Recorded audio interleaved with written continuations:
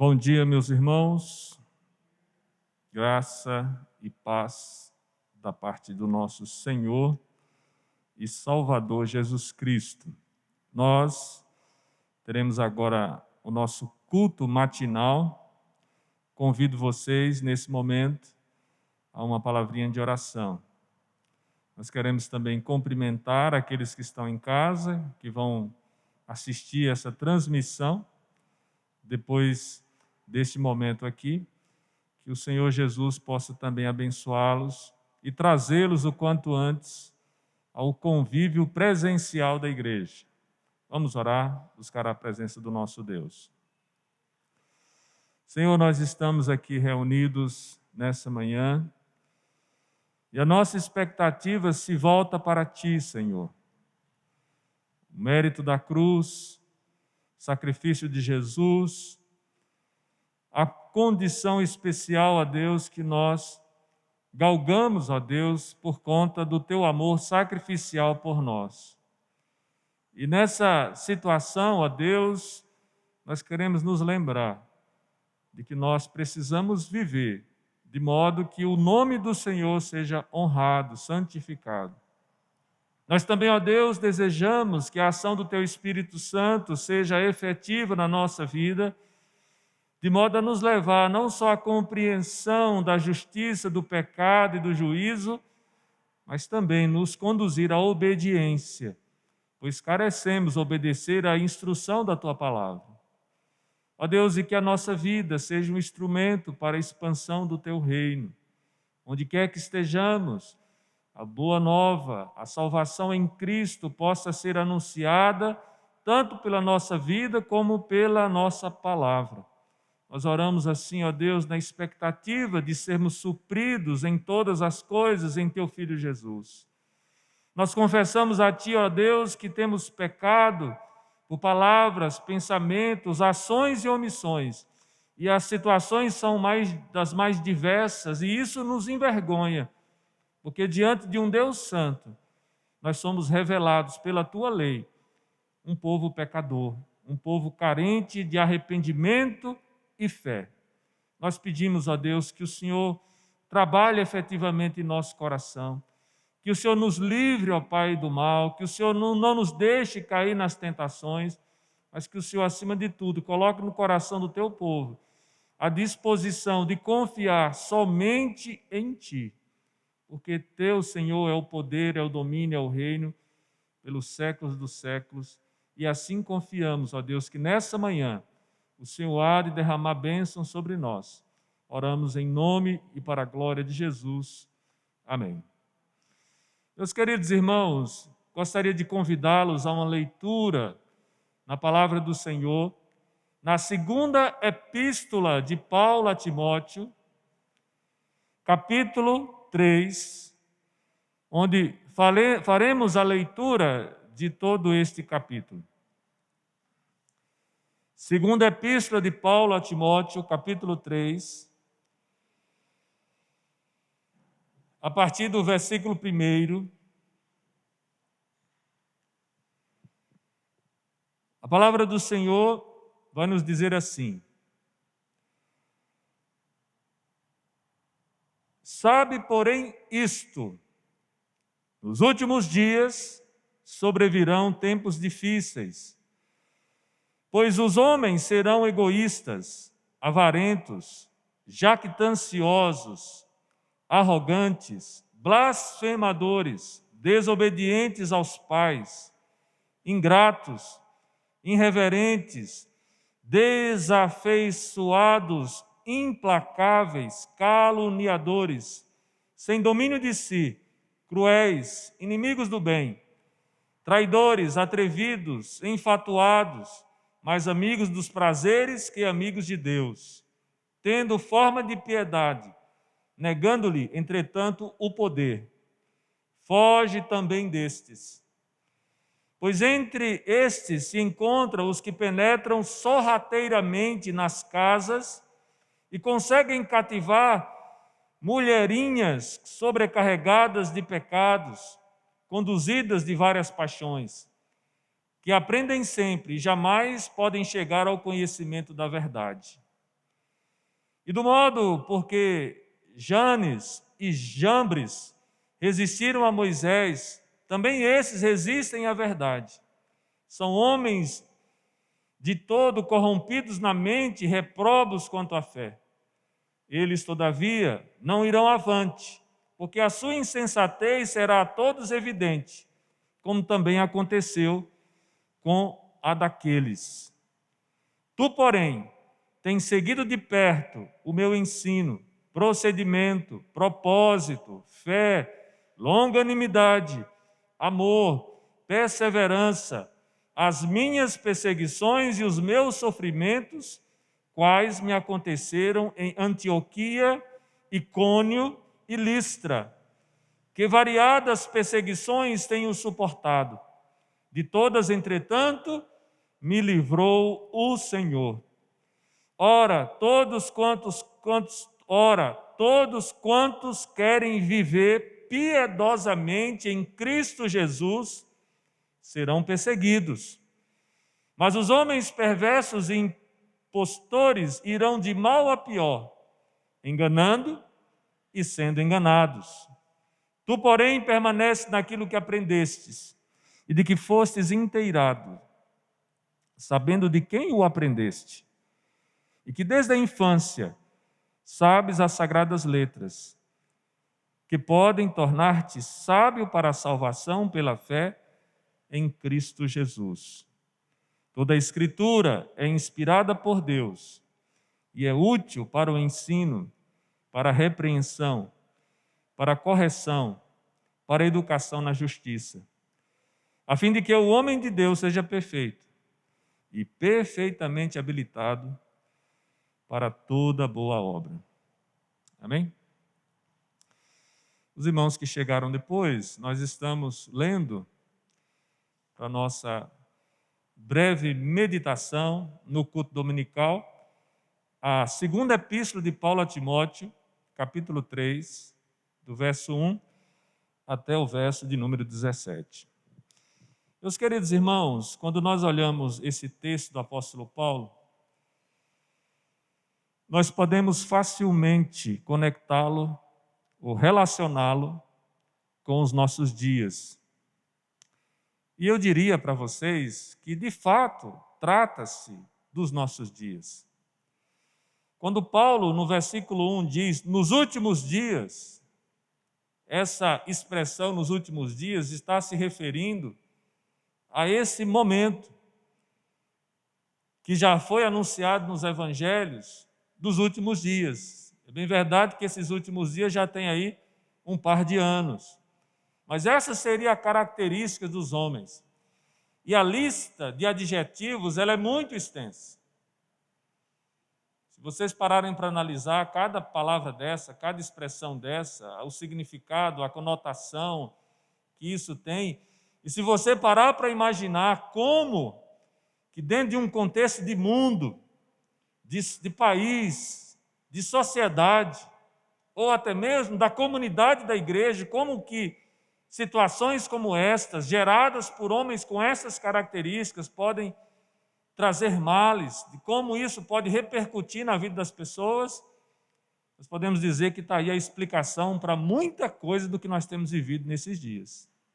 Mais que isso, essa semana eu estava conversando com algumas pessoas próximas e a gente estava assim analisando o contexto não só da nossa realidade aqui local, mas também global.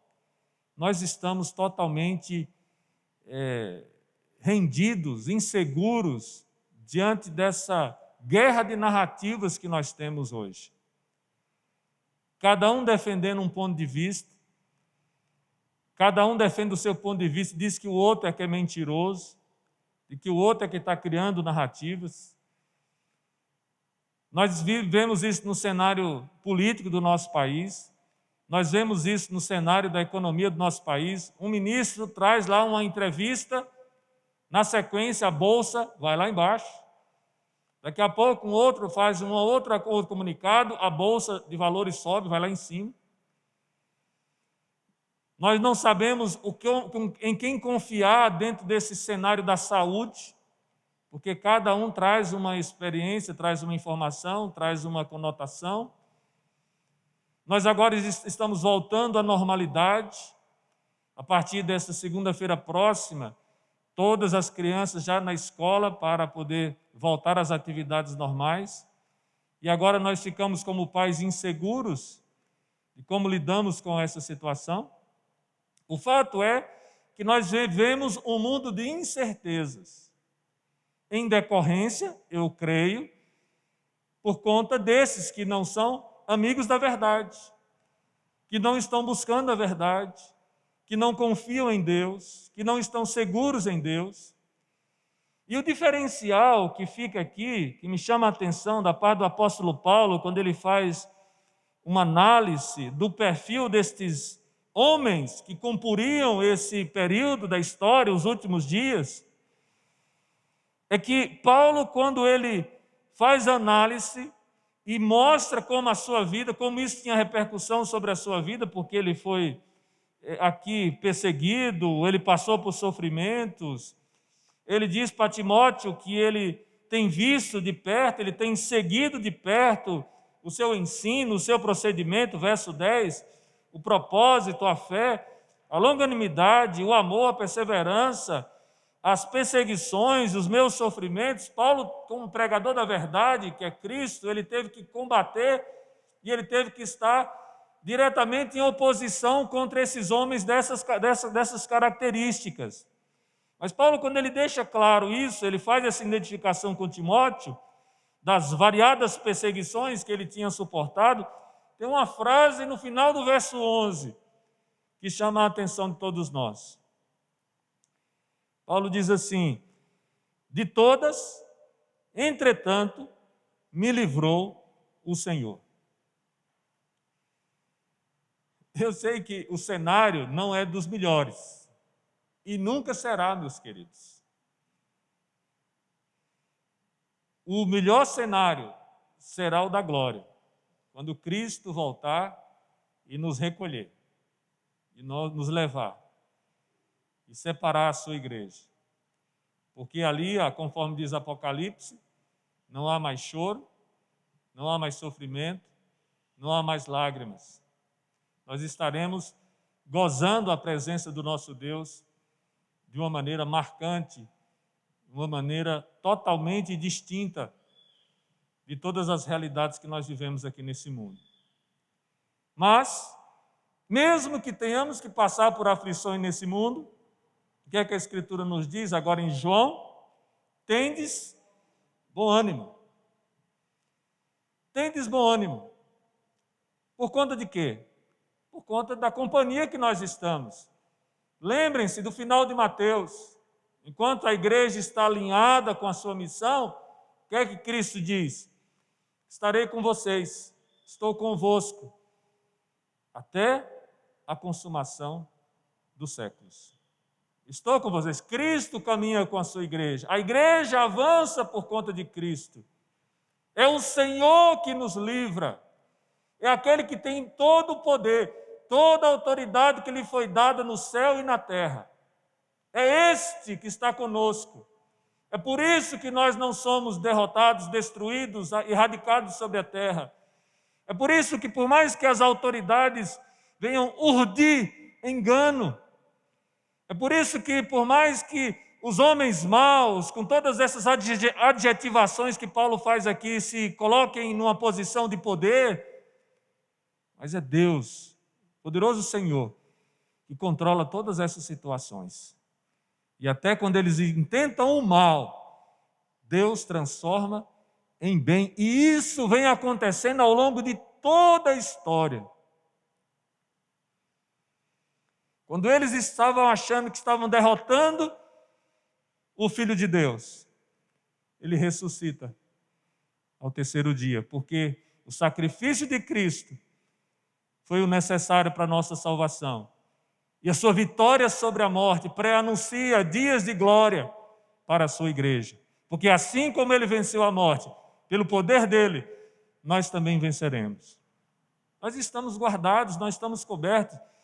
Paulo chega a dizer na sua carta aos Romanos que absolutamente nada pode nos afastar do amor de Deus. E mais que isso,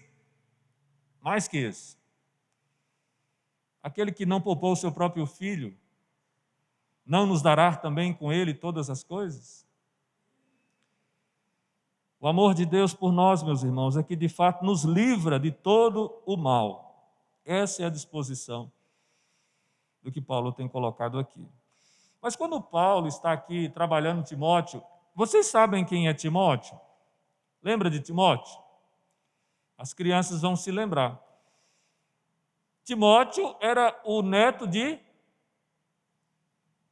Lloyd e filho de Eunice. E essas mulheres, elas educaram Timóteo desde a infância. E Paulo adota Timóteo, né? Timóteo passa a ser um filho na fé de Paulo. Paulo tinha uma proximidade muito grande com Timóteo. Paulo preparou Timóteo para o ministério, mas ele sabia que a base dele, que a origem da base que Timóteo trazia, foi da sua avó e de sua mãe, que ensinaram a Timóteo, desde a infância, as sagradas letras. Paulo, quando ele vai tratar com Timóteo, ele vai deixar claro que ele, que havia sido instruído na infância, deveria permanecer naquilo que ele aprendeu. Veja o que diz o verso 14 aí, e 15. Tu, porém, permanece naquilo que aprendestes e de que fostes inteirado, sabendo de quem o aprendeste, que desde a infância sabes as sagradas letras, que pode tornar-te sábio para a salvação pela fé em Cristo Jesus.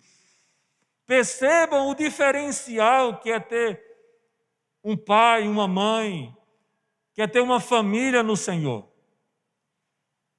que é ter uma família que conhece o Evangelho, que conhece as Escrituras.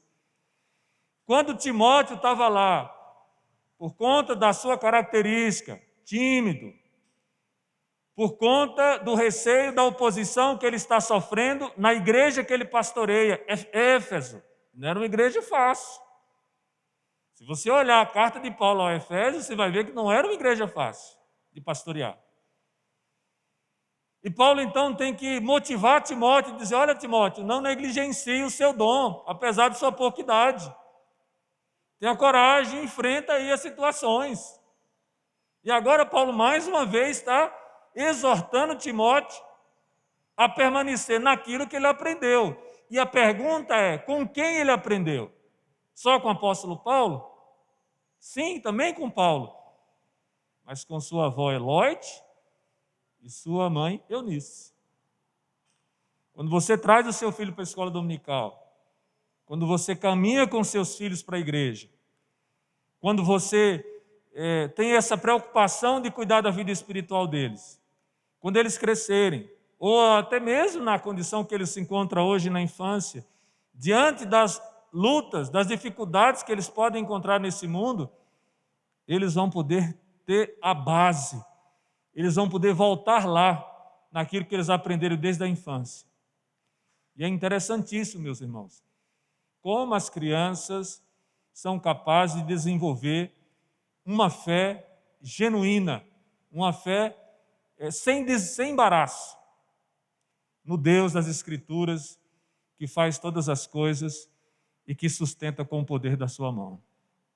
Inclusive, aqui fazendo uma referência já à reforma, se teve um aspecto que os reformadores foram extremamente cuidadosos, foi na educação das crianças.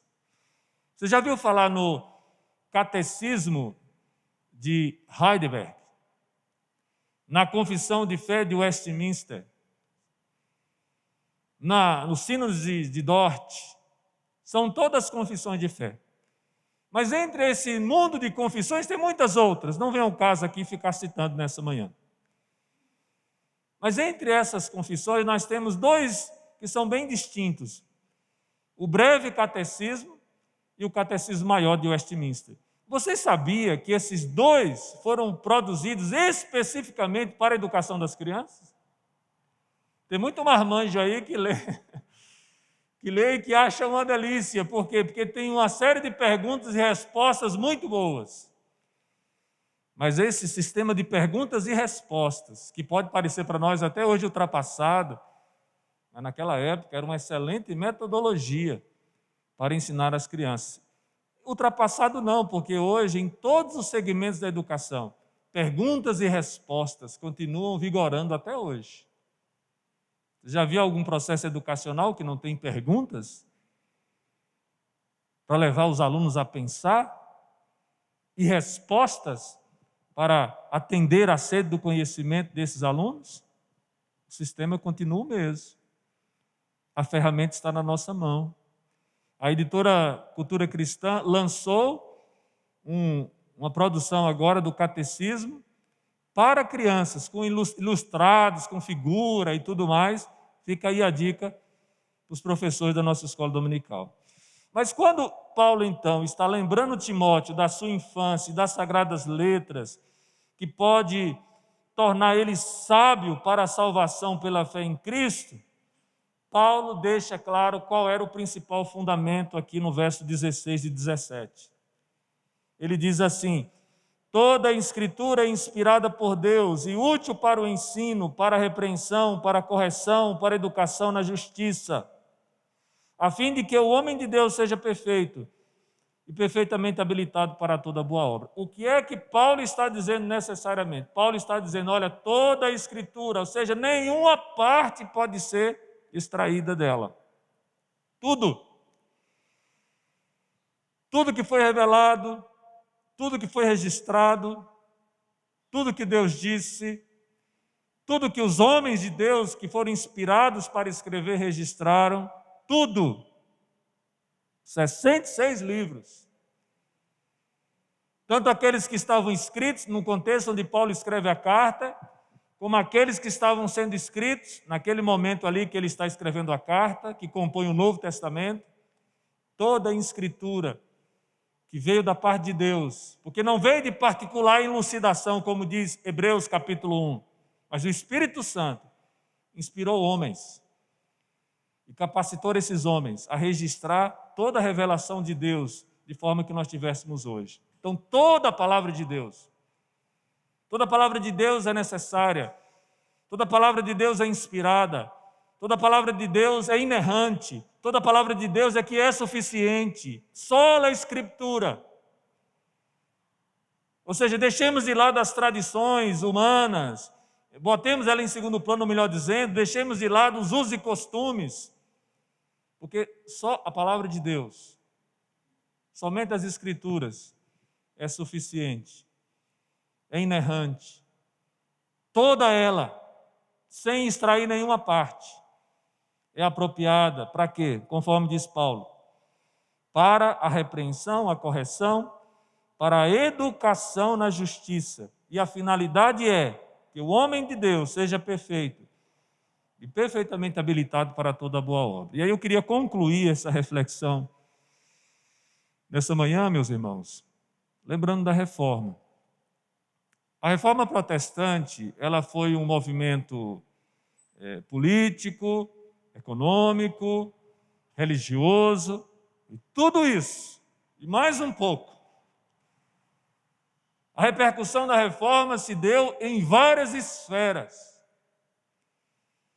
mas principalmente, na minha opinião, a Reforma foi um movimento de retorno às Escrituras.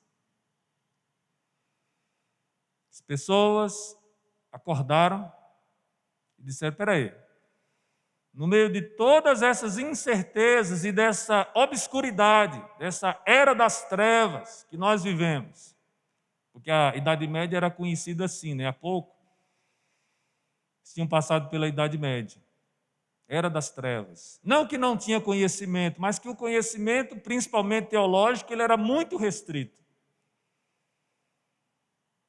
E aí as pessoas dizem, olha, nós encontramos uma fonte de luz, uma fonte de compreensão. Quando Lutero prega as teses na porta da catedral, Lutero está pregando ali teses para serem analisadas, observadas à luz do estudo das Escrituras, porque ele era um professor de teologia. E quando isso acontece, gera-se uma mudança, uma transformação que atingiu todas essas esferas que nós mencionamos antes da sociedade. Lembremos daí, meus irmãos, que tudo foi desencadeado daí. Por que a escola pública surgiu no mundo? Vocês sabiam disso? A escola pública começa na Alemanha, surge na Alemanha, com Martinho Lutero. E o que é que ele queria? Qual era a principal disposição, motivação do coração de Lutero? Era que as pessoas pudessem ler, escrever, elas fossem alfabetizadas, para que elas pudessem ler por sua própria conta as Escrituras. Todo o arranjo que você pode imaginar socialmente que isso possa ter produzido, e educacionalmente, e politicamente, e economicamente, se deu a partir da motivação de alguém que diz assim: a palavra de Deus é algo tão precioso, é algo tão importante, não pode ficar escondida de toda a população. Então vamos preparar essas pessoas para que elas possam livremente examinar as Escrituras. Porque o exame das Escrituras é que realmente gera transformações estruturais necessárias, importantes para essa vida e para a vida por vir. Então, eu sempre guardo no coração esse conceito. Reforma é um momento de retomar as Escrituras, a palavra de Deus, inspirada, útil, para que de fato sejamos corrigidos, repreendidos, educados na justiça, para que sejamos perfeitos e perfeitamente habilitados para o trabalho, para o serviço, para a boa obra. Amém? Vamos ficar em pé? Vamos adorar o Senhor nessa manhã com o hino de número 3.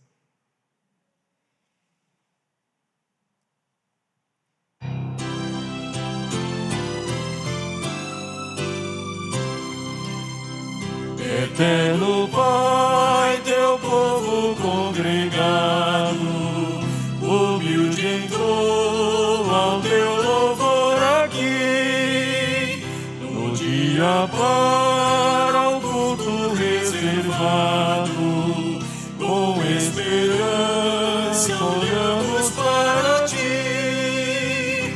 Deus Santo, livro, ó grande Deus, tomamos fé singela e reverente amor, e como atentos filhos procuramos ciência na palavra do Senhor.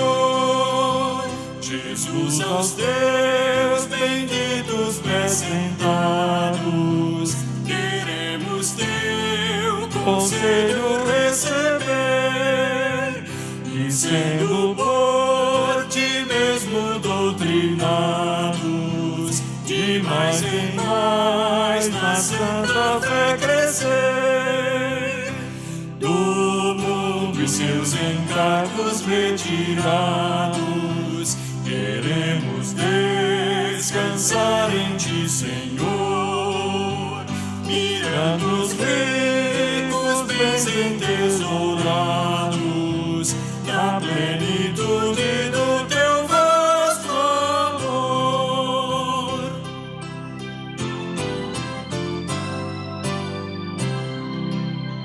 Ensina aos teus Espírito Divino, dissipa as trevas destes corações, e com a luz do teu celeste ensino, venha aclarar as tuas instruções, aviva em nós as forças da memória, pois sempre mais queremos conhecer o Rei dos céus, o Cristo cuja glória eleva aos santos anjos de prazer.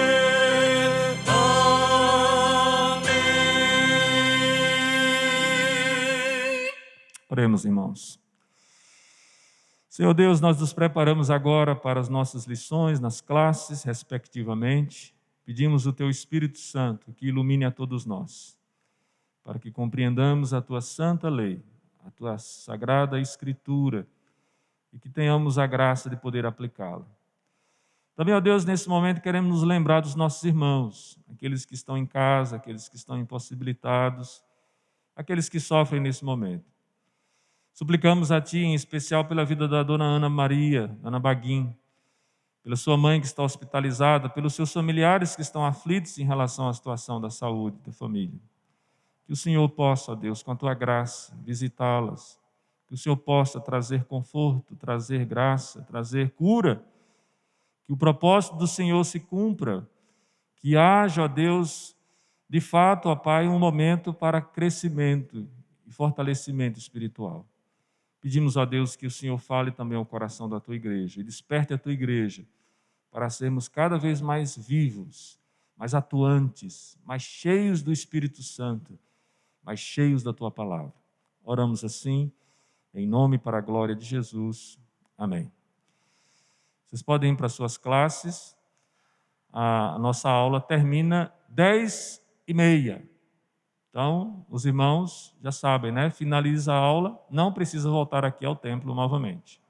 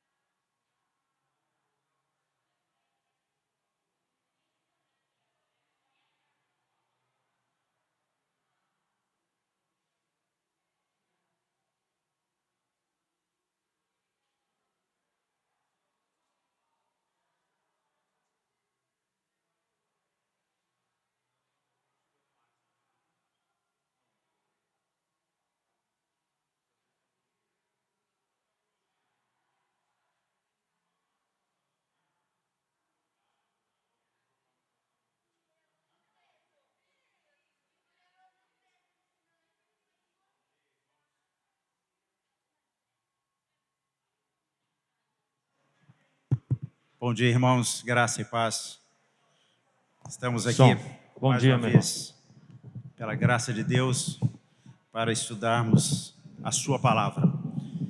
Nós já oramos, já ouvimos um pouco da palavra de Deus na ministração do nosso pastor, mas agora, de uma forma mais específica, começamos a nossa escola dominical. E o objetivo da escola dominical, já usando até a própria expressão escola, né? É estudarmos a palavra de Deus. Queremos cumprimentar então a todos os presentes, aqueles que estão nos assistindo pelas mídias aí, do Facebook, do YouTube, que nós também temos divulgado, e pedimos aos irmãos, inclusive, que estejam compartilhando, né, este aprendizado com outras pessoas, divulgando assim também o Evangelho. Essa é uma forma também de nós estar e disseminando a palavra de Deus, falando de Cristo para as pessoas, falando da salvação em Cristo, através também dessa divulgação por esse meio importante, que nesses últimos 2 anos, em detrimento desta pandemia, nós vemos que acelerou esse processo de utilização das mídias. Então, nós não queremos também perder esse bonde da história e também, como cristãos, estarmos usando de uma forma benéfica, de uma forma saudável, este meio de divulgação e de propagação da palavra de Deus. E nós estamos estudando, então, para aqueles que estão chegando, para aqueles que estão acessando o nosso canal, a nossa revista da Escola Dominical, a revista Expressão. Foi assim que tudo começou, a mensagem urgente de Gênesis. E nós vimos, nas primeiras lições, estudamos como que foi o princípio de tudo, a criação dos céus, terra e a criação do homem, e como Deus preparou, como Deus tinha um propósito, um plano para a sua obra da criação, que foi o homem, nós. E o homem tinha uma vida com Deus, uma comunhão com Deus, podemos dizer uma vida feliz, perfeita. Mas aí entra nesse contexto histórico o pecado. E o pecado desordena, causa um desequilíbrio nessa história. E a partir daí nós vamos estar estudando e temos estudado, então, essa narrativa. E aí vale um contraponto. O pastor há pouco falava que temos ouvido nos nossos dias, e sempre ouvimos, mas agora de uma forma mais enfática, narrativas humanas da nossa sociedade em todos os contextos, principalmente político. E essas narrativas que nós ouvimos, escutamos nos nossos dias, nos deixam confusos muitas vezes. E há uma divisão, a gente sabe, dentro desse contexto, principalmente político. As narrativas humanas, as narrativas do homem. Mas nós queremos falar da narrativa de Deus para o homem. E não as narrativas dos homens para os homens. E é dentro desse contexto que nós nos propomos, reunidos nestes domingos em escola dominical, a estudarmos e aprendermos essa narrativa. Enquanto a outra narrativa humana traz confusão, insegurança e tantas outras questões que nós sabemos e temos vivido, esta narrativa da palavra de Deus, e aí vale também que nós aprendemos nesses instantes, últimos instantes, ouvindo na pregação do pastor, que toda escritura é inspirada por Deus e tem um propósito, e o propósito é o nosso crescimento, o propósito é a nossa edificação das nossas vidas. E aí nós, só recapitulando rapidamente, na lição 8, nós vimos de Noé a Abrão, Deus na direção da história. E aí nós vimos o relato, a narrativa bíblica, falando do homem e o seu desvio e o seu pecado, gerando tantas confusões, tanta depreciação do gênero humano. E que nós chegamos lá em Gênesis 6, quando Deus, na expressão e na narrativa bíblica, como se Deus tivesse arrependido. Nós sabemos que Deus não se arrependeu, mas tentando nos mostrar que Deus não se agradava de como que estava o gênero humano. E aí nós vemos a história de Noé, o dilúvio e tudo, e Deus tentando recomeçar em Noé a sua história, o seu propósito, o seu projeto de vida para o ser humano. Mas nós vemos que o ser humano, o pecado que nos assedia tenazmente, assim Paulo diz nas suas cartas, ele continua ainda influenciando o gênero humano. E nós vemos que mesmo em Noé, quando se recomeça novamente, há um processo novamente deliberado de pecado na vida do homem.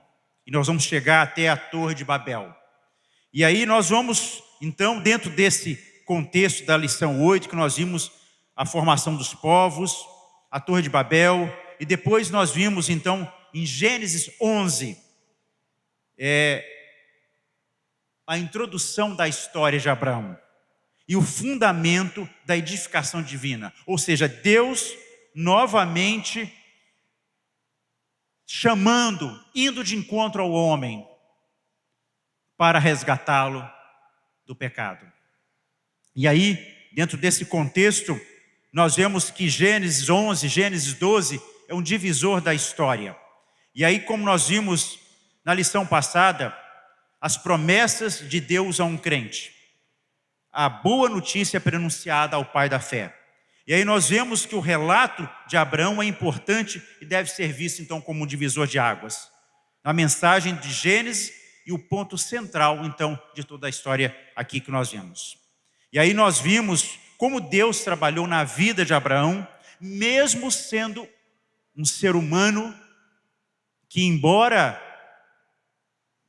tenha sido chamado por Deus, tenha sido um homem que Deus se agradou e escolheu para dar continuidade ao seu propósito, mas é um homem como qualquer outro homem. Um homem sujeito também a pecar, em alguns momentos, até não confiar em Deus.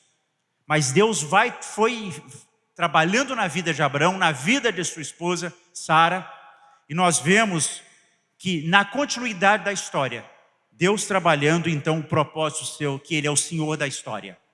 E tudo isso projetando, que é o tema central desta Bíblia, da Escritura Sagrada, que é para a nossa edificação, que é a mensagem de Cristo, apontando para Cristo, ou seja, a redenção final do homem. Já que lá no Éden, o homem, por conta do pecado, ele perdeu essa intimidade, essa comunhão com Deus. E Deus, sendo um homem justo, em que havia dito que todo aquele que pecar morreria, mas ele vai de encontro a este homem para devolver essa vida ao homem. E aí, em Gênesis 3,15, como nós já temos falado repetidas vezes aqui, que seria o proto-evangelho, quer dizer, já a primeira promessa que Deus dá, e esse vislumbre que o homem poderia voltar a ter intimidade com Ele. Começa ali, essa trajetória e essa história de Deus sempre indo de encontro ao homem que Ele tanto ama e quer junto de si. E aí apontando para Cristo. Mas nessa história, então, em Abraão, ele começa novamente, assim como começou em Noé, no dilúvio, depois do dilúvio, assim como depois da Torre de Babel, nós vemos que em Abraão, ele começa novamente a trabalhar o seu plano e de uma forma específica, prometendo a Abraão uma descendência inumerável. Mas em Abraão ele começa a trabalhar esse povo, que depois se transformaria, nos nossos dias e no Novo Testamento, a sua igreja, ou seja, um povo de propriedade exclusiva dele. E aí, nós chegamos à lição de hoje, quando nós chegamos no capítulo 25. E o tema da lição de hoje, surpresas da maravilhosa graça. Só mesmo ela pode lidar com Isaac, Jacó e conosco. O que na realidade nós temos estudado nesses domingos é mostrando, essa narrativa mostrando como nós somos imperfeitos, como nós não somos por nós mesmos capazes de alcançar a misericórdia de Deus, se não fora pela misericórdia do próprio Deus, indo em direção a nós, nos resgatando a todo instante. É o pastor que vai resgatar a ovelha perdida. Esse Deus que a todo instante dá provas do seu amor. Nas diversas histórias humanas e nessas narrativas que nós encontramos aqui. E a gente vê, então, que Deus trabalha na vida de homens imperfeitos. E hoje nós vamos falar um pouco de algum desses homens. Na lição passada falamos de Abraão, nos seus escorregões na sua vida, na relação com a sua mulher, no atalho que inicialmente ouvindo até a sua própria mulher, no filho da promessa que seria Isaac, e ele antecipa no nascimento de Ismael com a sua serva Agar. Mas agora o capítulo 25 em diante de Gênesis, quando nós vemos a morte de Abraão, e aí começamos a estudar, e nesta manhã nós queremos estudar a vida de Isaac e seus filhos Esaú e Jacó. E nós vamos ver dentro desse contexto, e a lição de hoje ela fica entre Gênesis 25 a Gênesis 36. Eu não sei se os irmãos tiveram oportunidade de ler esses capítulos, e mostrando na vida desses homens, não só de Isaac, Jacó, Esaú, a mãe deles, Rebeca, as suas esposas, os filhos, o sogro de Isaac, e depois o nascimento daqueles ali, circundando toda essa história dessa família. Nós vamos ver uma série de problemas de ordem familiar, de relacionamentos, dos mais diversos.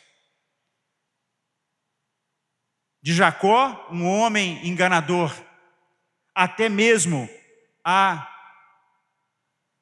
uma mulher sendo violentada. O que nós vemos, inclusive, nos nossos dias, e hoje tem se falado tantas coisas. Então nós vemos que a Bíblia, nessa narrativa, ela nos traz a uma realidade de nós mesmos, na representação destes homens, na vida desses homens, como homens imperfeitos, capazes de errar, de pecar. Mas o nosso objetivo não é focar nos pecados, nos defeitos desses homens, embora eles nos tragam algumas lições. Nós vamos estar aprendendo nessa manhã.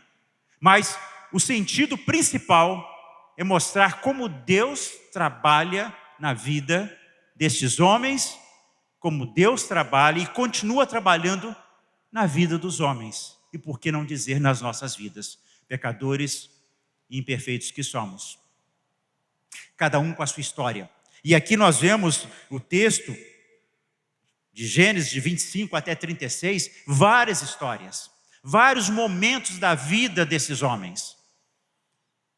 E é claro que, eu creio que Deus, muitas pessoas falam, por que Deus não fala como falou com os seus do passado? Porque Deus tem um propósito, Deus tem também uma forma de agir. E Ele nos deixou a sua palavra, as escrituras, como nós bem vimos nesta manhã, que é ela que tem esse propósito agora, que através do estudo dela, da leitura dela, da meditação dela, nós possamos ser tocados com essa mensagem de salvação, da graça de Deus para as nossas vidas. E aí a lição de hoje, então, começa dizendo e falando sobre John Newton, o autor do hino que diz, graça maravilhosa. E a letra do hino diz, quão doce é o som que salvou um miserável como eu. Eu estava perdido, mas agora fui encontrado, era cego, mas agora vejo. E nós vemos que o compositor desse belíssimo hino foi um homem também com seus erros, com seus pecados, com as suas misérias. Nós vemos que Deus operou na vida deste homem, que um dia, depois de viver de forma ímpia, de viver de uma forma até ser traficante de escravos, um dia ele teve um encontro com Deus. Durante uma tempestade e o mar revolto, o jovem marinheiro de 22 anos, ao clamar pela compaixão de Deus pela sua vida, prestes a se afogar, como um pecador, ele recebeu a misericórdia e foi inundado pela maravilhosa graça de Deus.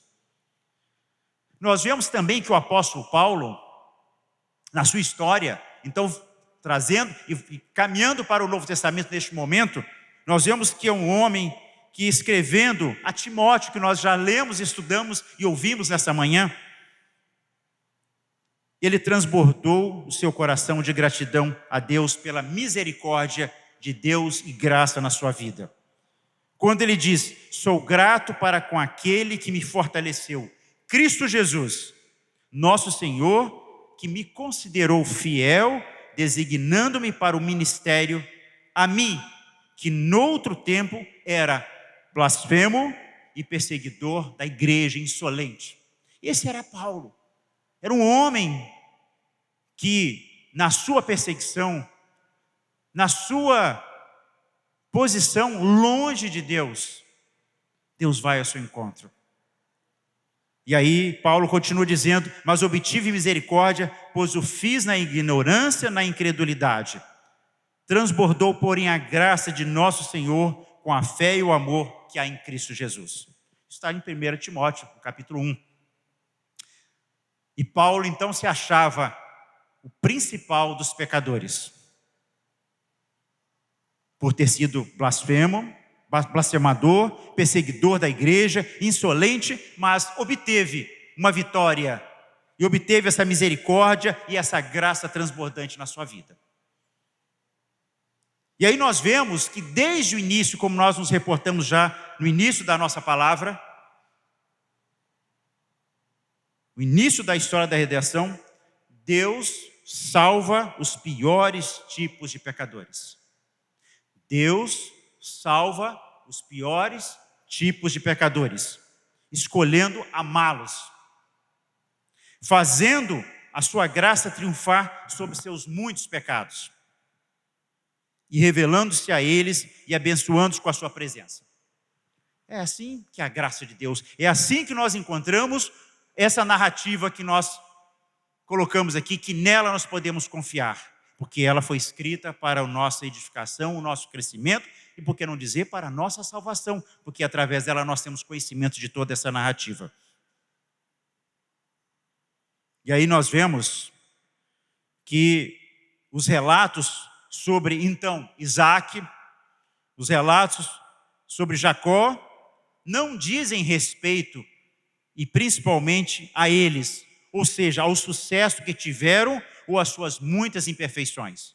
Porque quando nós estudamos aqui, nós vemos que foram homens bem-sucedidos, inclusive financeiramente, tornaram-se riquíssimos. Mas também tiveram as suas misérias, tiveram os seus pecados.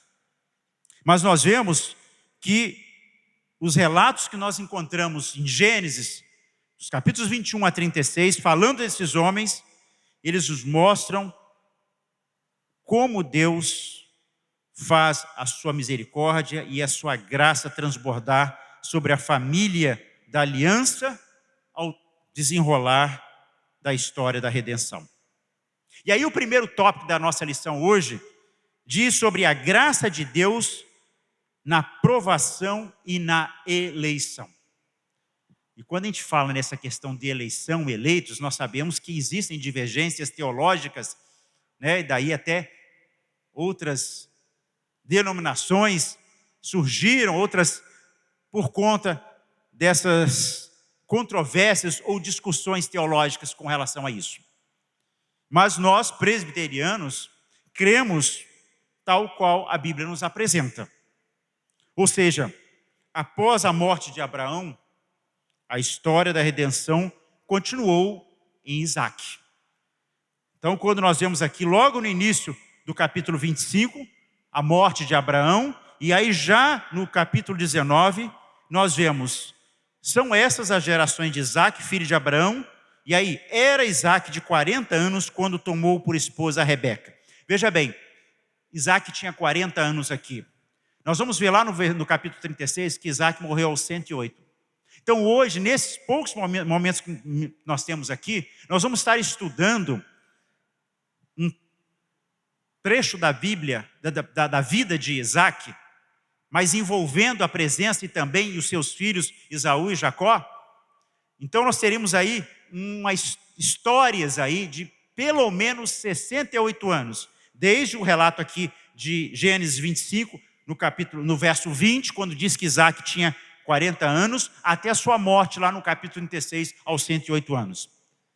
E é claro que nós vamos ter tempo para destrinchar cada fato que aconteceu aí, mostrando essa graça de Deus. Mas alguns aspectos nós queremos mostrar aqui nesta manhã. Então nós vemos que Isaac também, ele recebe e é confirmado nele a promessa de que Deus faria uma grande nação. Que desta nação nasceria aquele que pesaria a cabeça da serpente.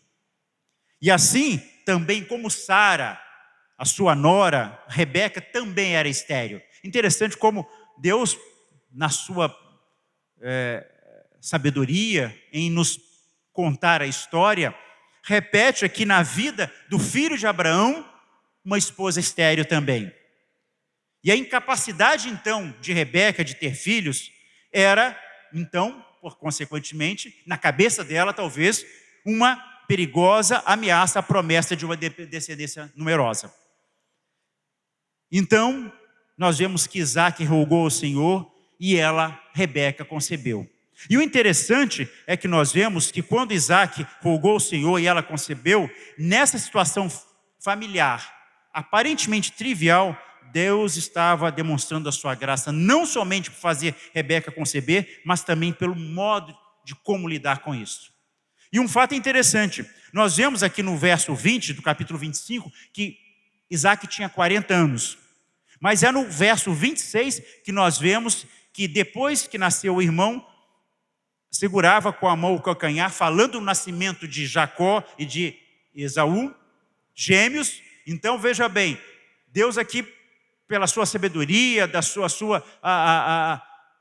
os seus desígnios, ele gera em Rebeca gêmeos.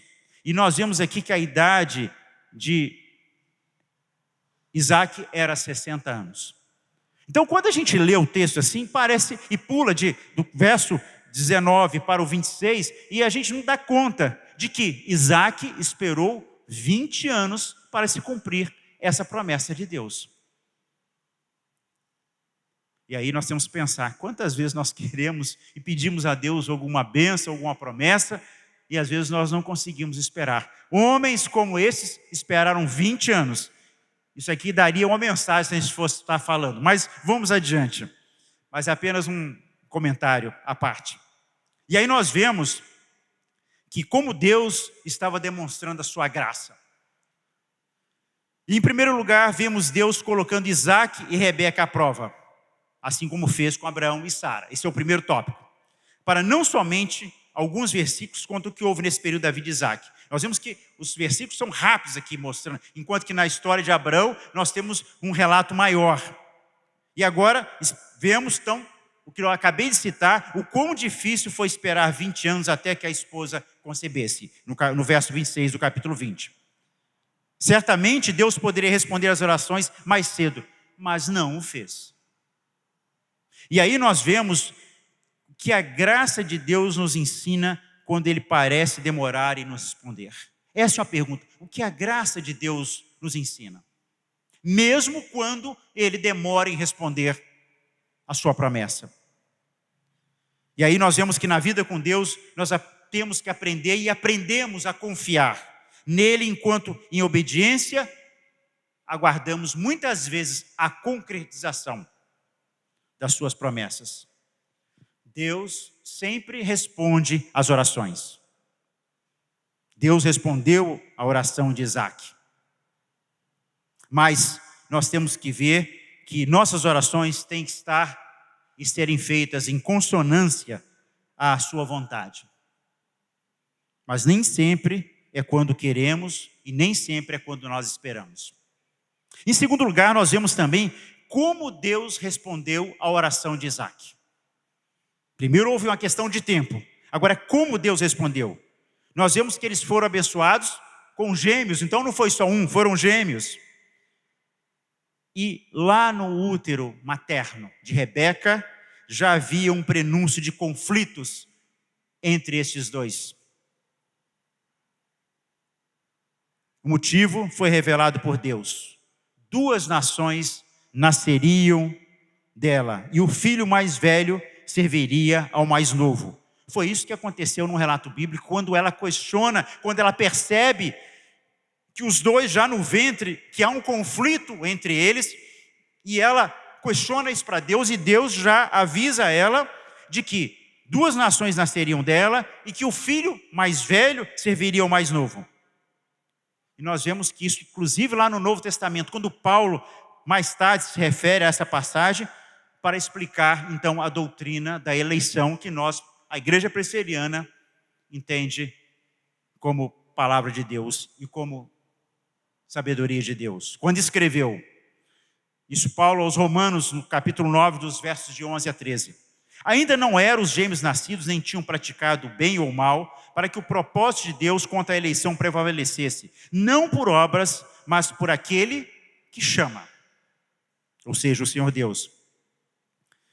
O mais velho será servo do mais moço. Como está escrito, amei Jacó, porém me aborreci de Esaú. Romanos 9, de 11 a 13. Então nós vemos que a graça de Deus foi revelada a Jacó por ser eleito desde antes de nascer. A graça de Deus foi revelada a Jacó por ser eleito desde antes de nascer.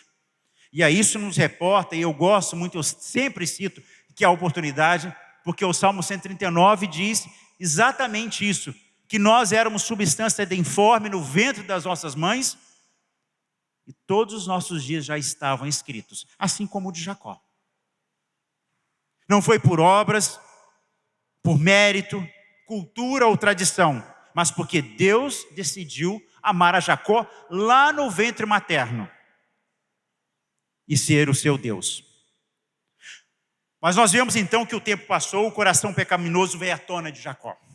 E juntamente com ele a necessidade, então, também, novamente, da graça de Deus. O que nós vamos ver no estudo é essa manifestação da graça de Deus, mas o ser humano sempre, muitas vezes, errando novamente. E nós vemos que Deus não se cansa do ser humano. A sua misericórdia é infinita, a sua misericórdia se renova a cada manhã. E aí não é diferente na vida de Jacó. Quando nós vemos que na família de Isaac, no final deste capítulo, enquanto Deus amou a Jacó e Isaac amou Esaú por gostar da sua caça. Então nós vemos aqui o homem Isaac amando a Esaú por sua caça e Deus amando a Jacó porque ele decidiu isso. E nós vemos que desse modo Isaac negligenciava que Deus havia revelado. Esaú desprezou a bênção de Deus ao vendê-la por um prato de lentilhas. Essa história nós conhecemos e sabemos como é que aconteceu. Sem demonstrar qualquer impedimento. E nós vemos também que o ímpeto de Jacó em ser enganador, desde que segurou o calcanhar de Esaú na hora de sair do útero materno. É visto também ao querer comprar o que Deus já lhe havia prometido. Jacó não precisava comprar o direito de primogenitura, trapacear com seu irmão, porque já estava prometido isso a ele. E será que nós já paramos para pensar que Deus prometeu trazer bênçãos e salvação ao mundo através dessa família de pecadores? Mesmo sendo pecadores, mesmo tendo essas trapaças, mesmo tendo todos esses defeitos, Deus decidiu trazer bênção e salvação ao mundo através dessa família. Deus cumpriu a sua promessa por meio do descendente mais esperado de Abraão, Jesus Cristo. Porque é nessa genealogia que nós vamos chegar lá em Cristo no Novo Testamento. E nós vemos que ele foi gerado por uma virgem que milagrosamente concebeu. E foi tentada em todas as coisas, mas sem pecado. Hebreus nos dá informação disso, no capítulo 4, no verso 15.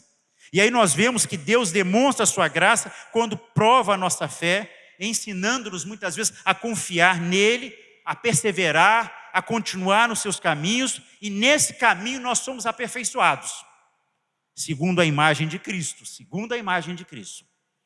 Isso é sempre motivo de toda alegria, porque é assim que Deus trata os que Ele amou e escolheu para serem seus filhos. É assim que Deus trata os que Ele amou e escolheu para serem seus filhos. Tiago 1, 2, 3, Romanos 8, de 28 a 30, nos informa isso.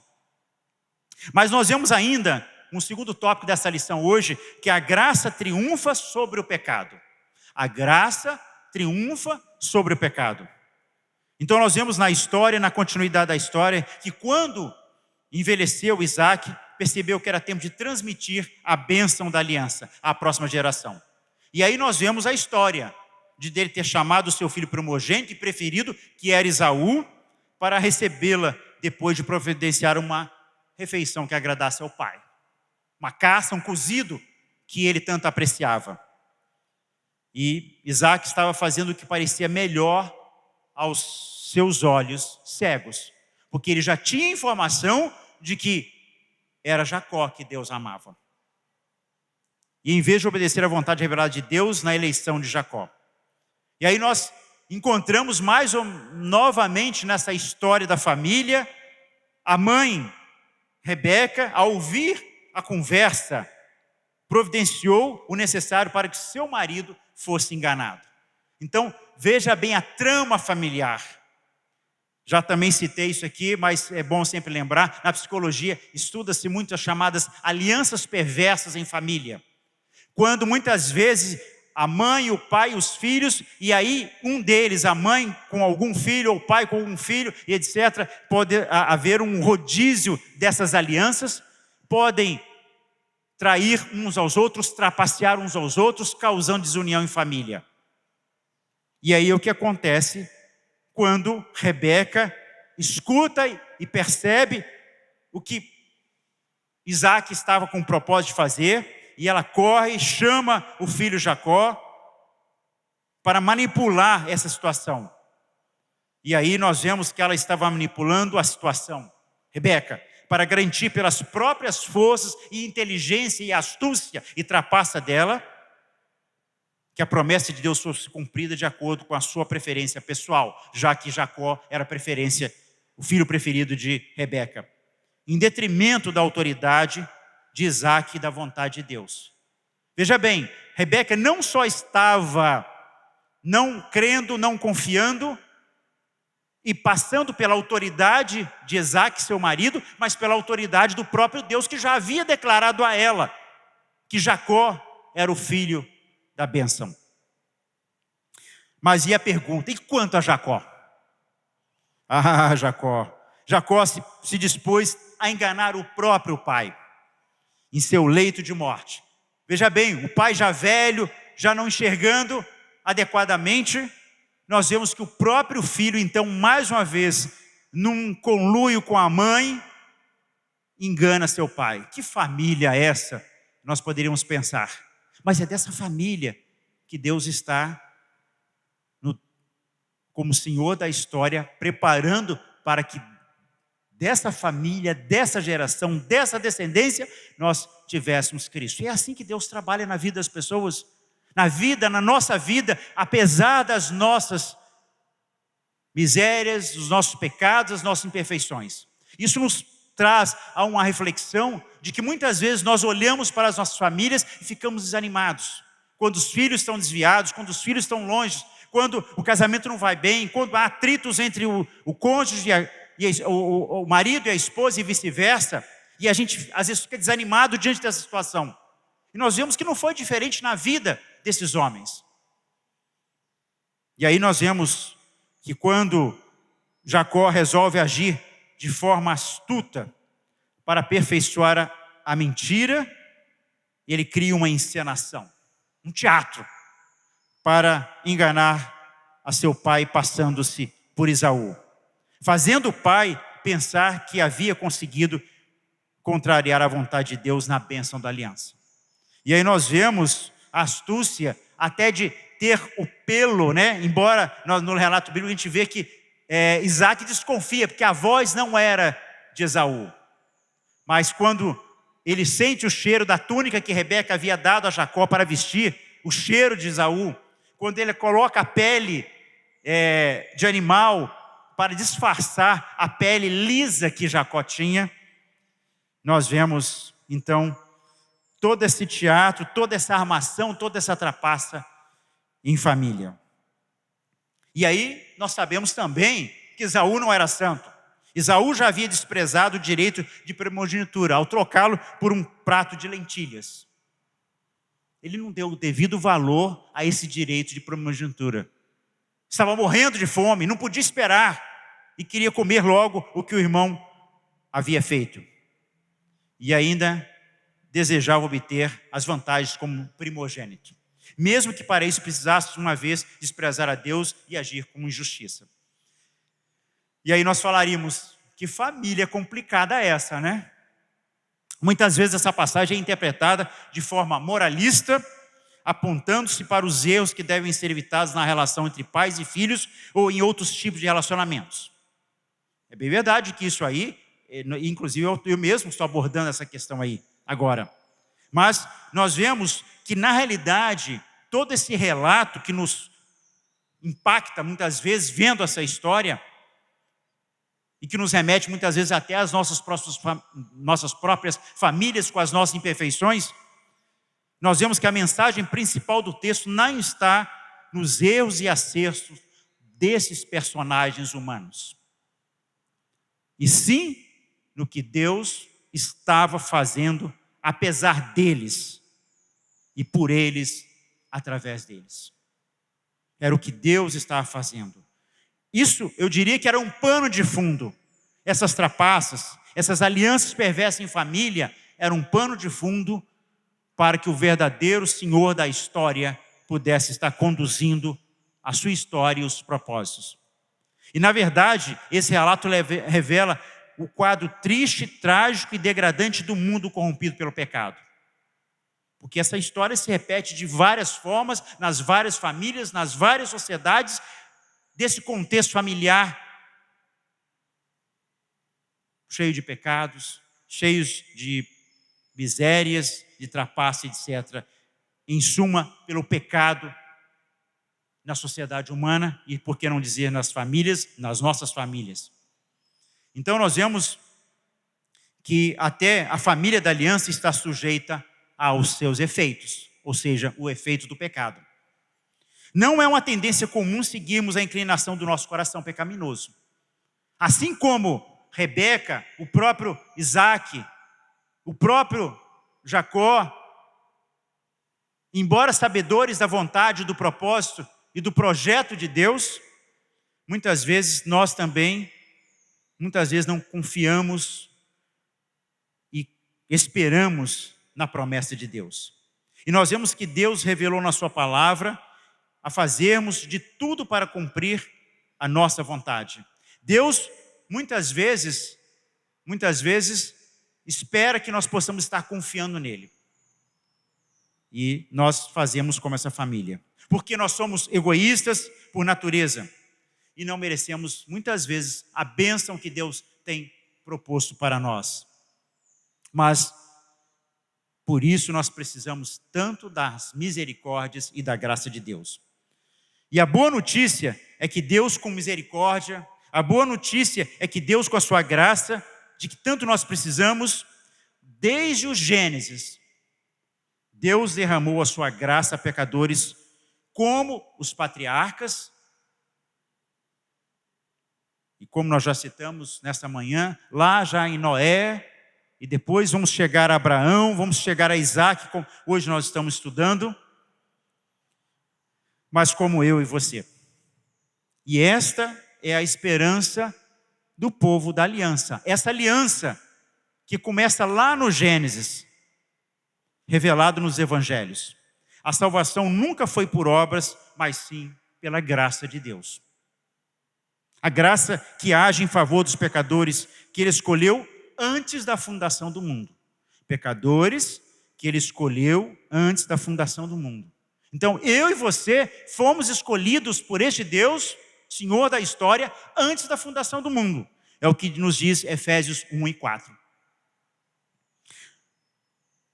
E assim, por nos amar, Deus enviou Jesus para morrer no nosso lugar, quando nós ainda éramos pecadores.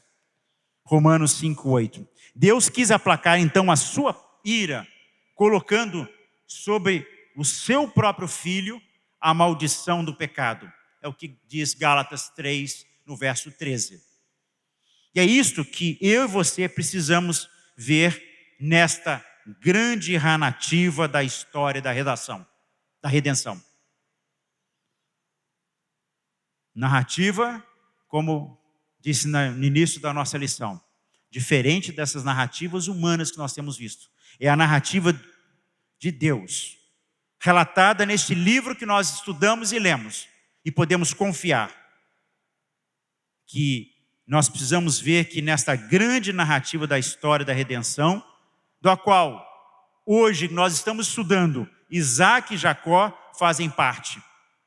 Como a graça de Deus sempre triunfa sobre o pecado. Mas o terceiro e último tópico nesta manhã é que a graça de Deus desceu do céu. A graça de Deus desceu do céu. E aí nós temos que também, porque num primeiro momento, quando nós até aqui estudamos, parece que então podemos pecar, porque Deus sempre de alguma forma Ele vai nos abençoar. Paulo, quando diz, aonde abundou o pecado, superabundou a graça. E muitos se pegam muitas vezes nessa narrativa, mas que nós temos que entender que o pecado tem consequências. Deus atua, Deus cumpre a sua promessa, mas o pecado traz consequências. Se lermos os capítulos de Gênesis de 25, que é o texto hoje até 36, nós vamos encontrar várias questões aí que foram consequências dessas atitudes destes homens nas suas vidas. Até mesmo deixar Jacó manco. Até mesmo permitir que uma de suas filhas, Diná, fosse violentada. Até mesmo permitir que 2 filhos de Jacó tornassem homicidas, matando o pai e o filho de quem violentou Diná. Vejam bem, então consequências trágicas, tristes, por conta do pecado, por conta de não estarem andando dentro dos caminhos e da vontade de Deus. E é isso que inicia o terceiro tópico da lição, quando diz: pecados trazem consequências terríveis e nossos relacionamentos ficam marcados por eles. Então é preciso entender que, embora nós tenhamos consciência de que Deus trabalha com perfeitos, Deus trabalha com pecadores, Deus derrama a sua graça, a sua misericórdia, resgata pecadores, mas isso não nos autoriza a permanecermos no pecado, porque o pecado tem consequência, e terríveis, principalmente nos nossos relacionamentos, e são marcados por ele. E quantos de nós, talvez as nossas famílias, podemos dar testemunho disso? E nós percebemos isso, então, muitas vezes na nossa própria vida. E também podemos constatar, então, essa verdade na narrativa bíblica. Não só nessa, mas de tantas outras que nós poderíamos enumerar aqui. E eu gosto sempre de citar, porque também é um exemplo tremendo dessa questão do amor de Deus, mas das consequências do pecado. A vida de Davi. Um homem que foi chamado segundo o coração de Deus, mas numa família estraçalhada. Numa família em que há homicídio entre irmãos. Num filho que se relaciona publicamente com a mulher do pai, as concubinas do pai. E nós vemos que Davi, embora tenha sido abençoado por Deus, tenha sido um homem segundo o coração de Deus, ele teve uma família estraçalhada. Eu acredito que Davi, com todas as bênçãos que ele recebeu de Deus na sua vida, mas em família, eu acho que Davi deveria ter uma tristeza muito grande, por conta das consequências do seu pecado. E aí nós vemos que o esforço para roubar a bênção que Deus havia prometido levou Jacó a ser um fugitivo. Então veja bem, em função da trapaça de Jacó, poderia ser um peregrino nas terras que Deus havia prometido, ele torna-se um fugitivo, consequência do pecado. Afastar-se da promessa, da terra da promessa, e ficar sozinho e sem recursos. E aí só quem lê Gênesis de 25 a 36 vai poder pontuar e ver que coisas aconteceram na vida de Jacó. Por exemplo, dias desses falavam sobre medo. E nós vemos em diversas situações o pavor, o medo na vida de Jacó aconteceu. Quando ele pensou que poderia ser assassinado pelo próprio irmão. Quando o irmão vai ao encontro dele com 400 homens.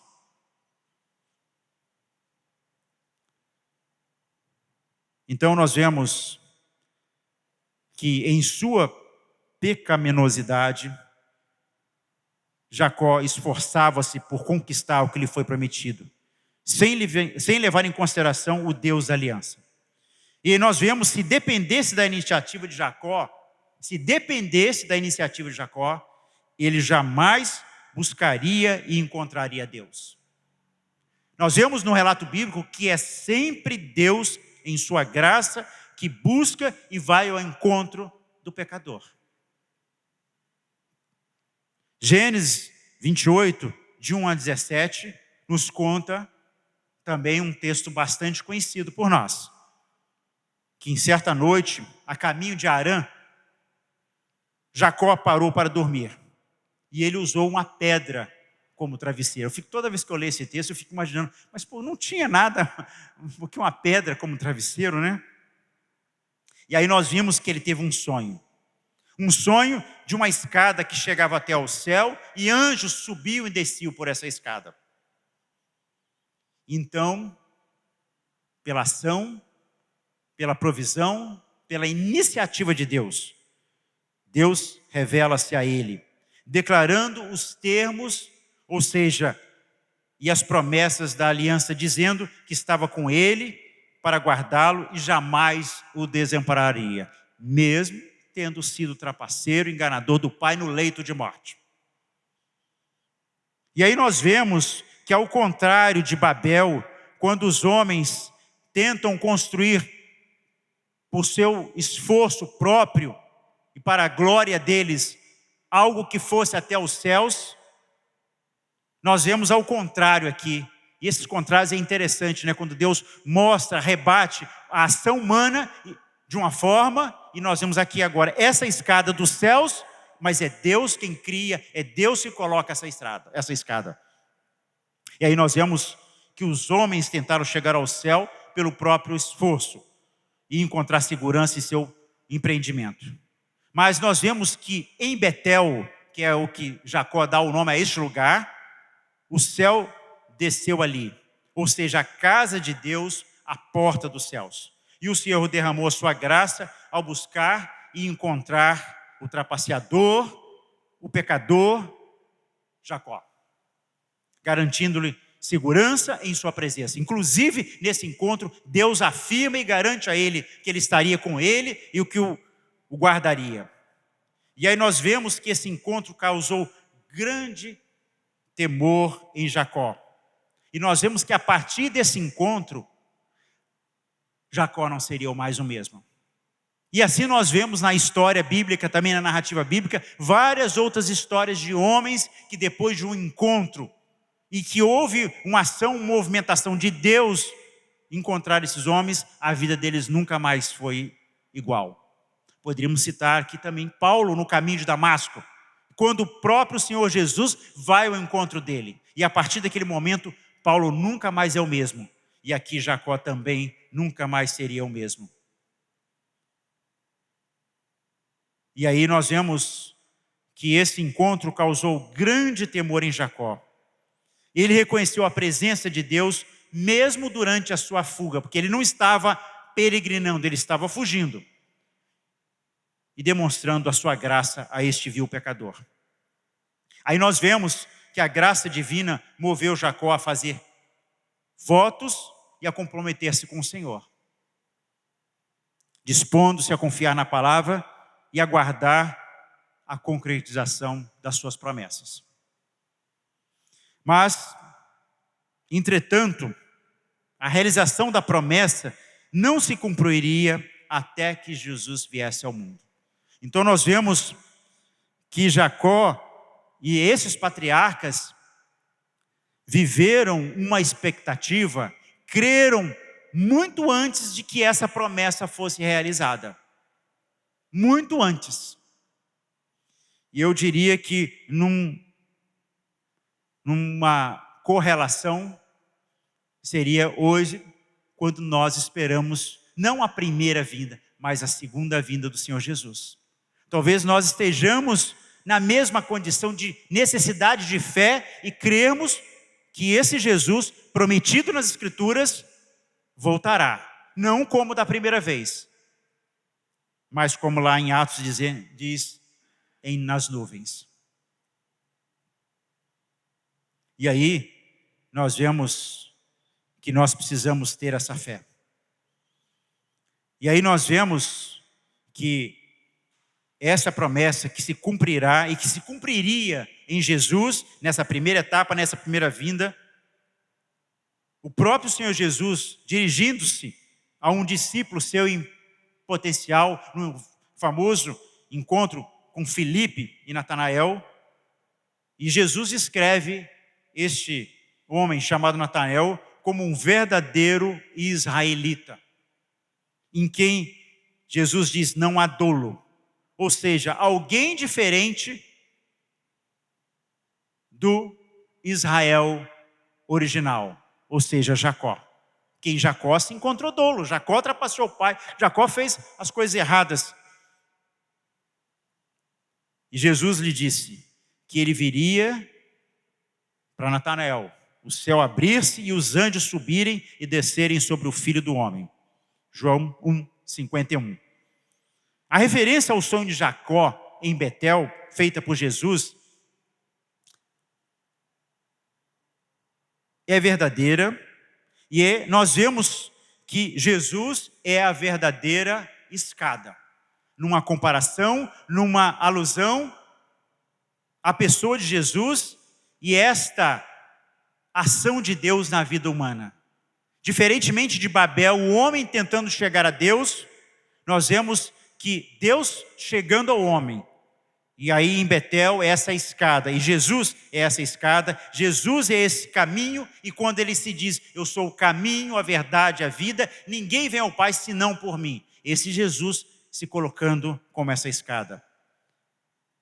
E aí nós vemos que a sua vinda é o único meio pelo qual a comunhão e a amizade entre Deus e o homem podem ser restabelecidas. E é nessa esperança e é nessa fé que nós vivemos. Só nele, em Jesus, nós encontramos a verdadeira segurança e o verdadeiro sentido para a vida.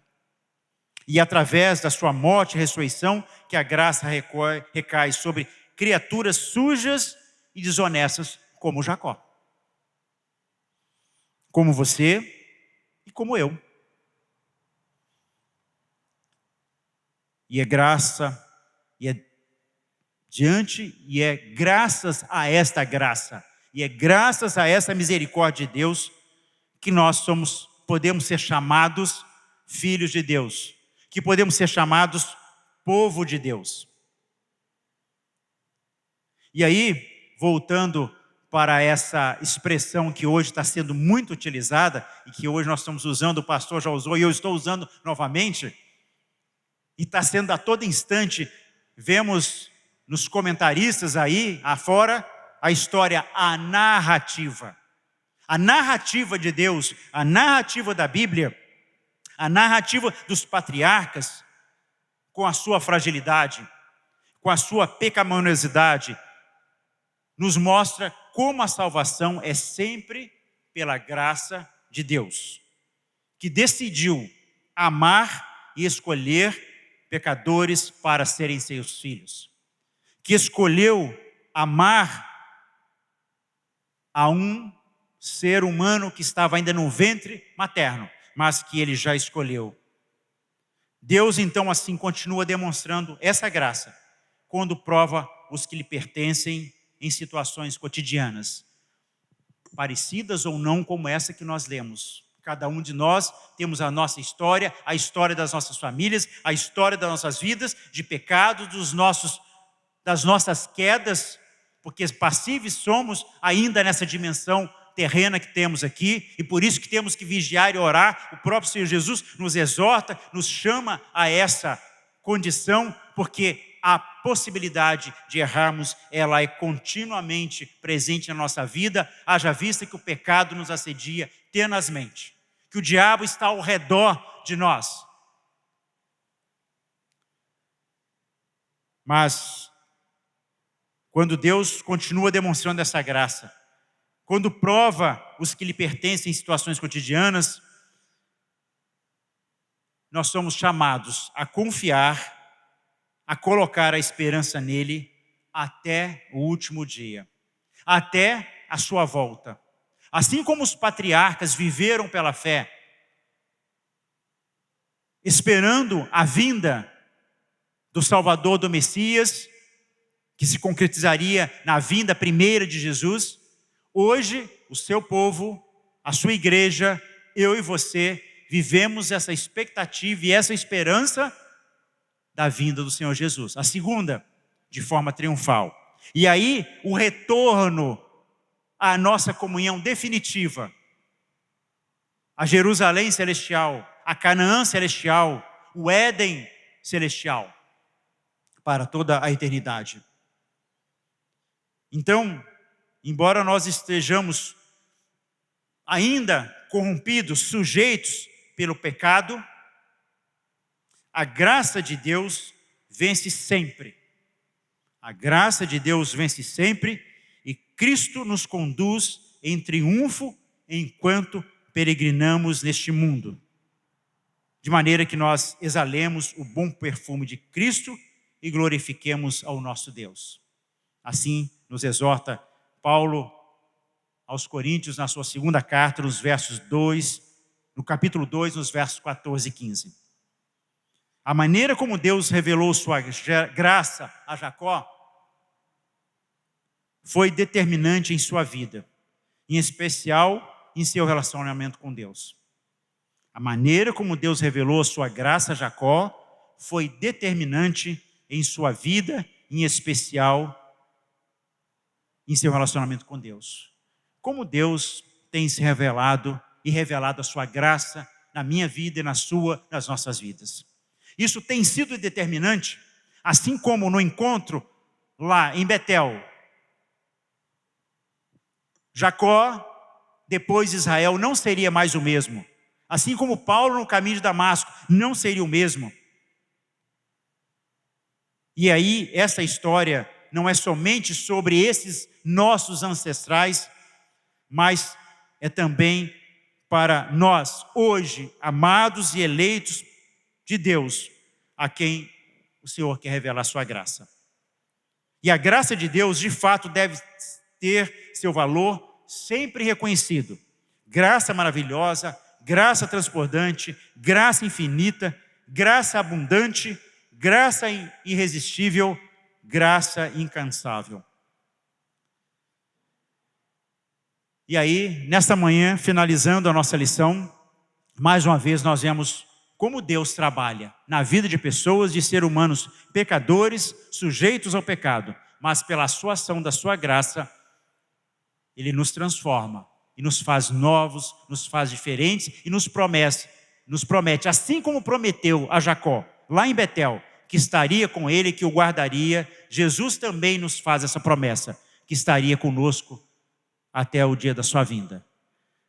Estamos vivendo essa graça, estamos sendo transformados, tornando-nos diferentes, assim como Jacó tornou-se um novo homem, Paulo tornou-se um novo homem e foi ser bênção através da sua existência.